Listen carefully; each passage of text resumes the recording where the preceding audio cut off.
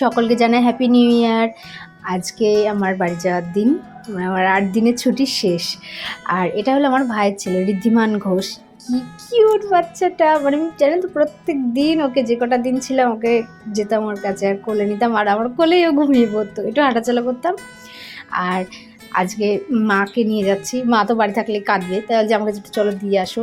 আর ঠাম্মাও মানে সবাই তো কাঁদে, বিশেষ করে আমার জন্য, আমার ছেলের জন্য, মানে ছোটোদের মধ্যে একটু বেশি মায়া থাকে না। আর বাড়ি আসতে আসতে কী সুন্দর এই জায়গাগুলো লাগে না, এই সর্ষে ক্ষেতগুলো বেশ ভালো লাগে। আমার বাড়ি আসতে জলেশ্বরের মন্দিরটা পড়ে, যেহেতু প্রথম মানে বছরের প্রথম দিনটা অনেকেই চায় ঠাকুরের একটু পুজো দিয়ে মানে বছরটা শুরু করতে, তাই দেখলাম অনেকেই সোমবার যেহেতু পড়েছিল তাই জলেশ্বর মন্দিরে পুজো দিতে গেছিলো। আর অনেকটা দেখলাম আমাদের রান্নাঘরটা হয়ে গেছে। বাড়ি এসে আগে দেখতে গেলাম পুকুর পাড়ের গাছগুলোই কীরকম ফুল হচ্ছে, ভালোই ফুল হচ্ছে জানেন তো। আর ওখানে কপি গাছ লাগিয়েছিলাম, হনুমান এসে সব কপির গাছগুলো খেয়ে